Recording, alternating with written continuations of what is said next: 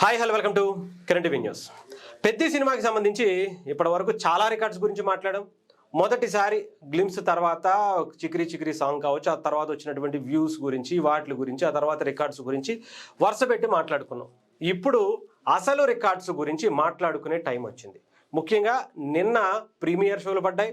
నిన్న నైటు 8 గంటల 7 గంటల నుంచి కూడా దాదాపు ప్రీమియర్ షోలు ప్రపంచవ్యాప్తంగా పడ్డాయి. ఒక రేంజ్లో హైప్ వచ్చింది సినిమాకి. సినిమా మీద మంచి పాజిటివ్ ఒపీనియన్ వచ్చింది. సినిమాకి సంబంధించి రామ్ చరణ్ గారు 1 మ్యాన్ షో చేశారు అనేటువంటిది అందరిలో వచ్చింది. చెప్పాలంటే నెగిటివ్ రివ్యూవర్స్ని కూడా మెప్పించినటువంటి సినిమా అని చెప్పాలి. ఇంకా ఆయనకి అంటే వీళ్ళు తప్పకుండా నెగిటివే రాస్తారా బాబు, వీళ్ళు తప్పకుండా తక్కువే రాస్తారు అనుకునేటువంటి ప్రతి వెబ్సైటు కూడా రామ్ చరణ్ గారిని, ఆయన పర్ఫార్మెన్స్ని, బుచ్చిబాబు గారి డైరెక్షన్ని, పెద్ది సినిమాని ఆకాశానికి ఎత్తింది. మినిమం 3 తర్వాతే ఉన్నాయి, కానీ 3 లోపు అయితే ఏది కూడా ఇవ్వాల. Not only Telugu, not only మిగతా స్టేట్స్, ఇండియా వ్యాప్తంగా సినిమాకి సంబంధించి మంచి రివ్యూస్ వచ్చాయి. ఇది 100% పక్కా ప్రతి ఒక్కళ్ళు చూడవలసినటువంటి సినిమా అనేటువంటిది కనిపించింది.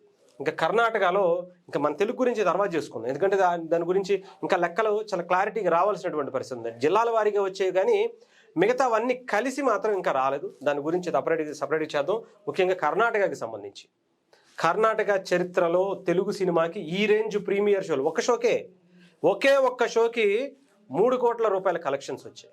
దాని తర్వాత ఓజీ, రాజాసాబ్, పుష్ప 2, హరిహర వీరమల్లు టాప్ 5లో ఉంటే టాప్ 1లో కర్ణాటకలో టాలీవుడ్కి సంబంధించినటువంటి సినిమా ఈ రేంజ్లో కొల్లగొట్టినటువంటి పరిస్థితి కనిపించింది.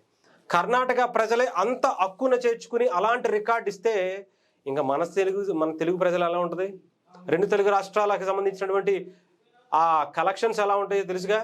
పెద్దిగాడి విధ్వంసం ఈసారి థియేటర్లో కనిపించింది.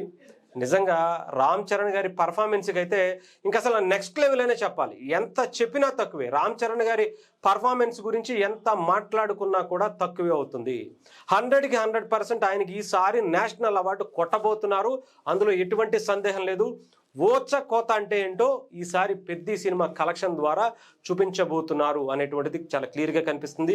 రెండో రోజు అంటే రేపు ఎల్లుండ వరుస పెట్టి 3 రోజులు ఎలా ఉంటుంది అనేది ప్రత్యేకించి చెప్పాల్సిన అవసరం. అసలు గురువారమే ఇలా ఉంటే శుక్రవారం, శనివారం, ఆదివారం వచ్చేటప్పటికి పెద్దిగాడి విధ్వంసం, అరాచకం, కలెక్షన్ల సునామీ ఇవన్నీ మనం మాట్లాడుకోవాల్సినటువంటి పరిస్థితి అయితే కనిపిస్తుంది. చూద్దాం, మిగతా వాటి గురించి కూడా సపరేట్గా మనం వీడియో చేసుకుందాం.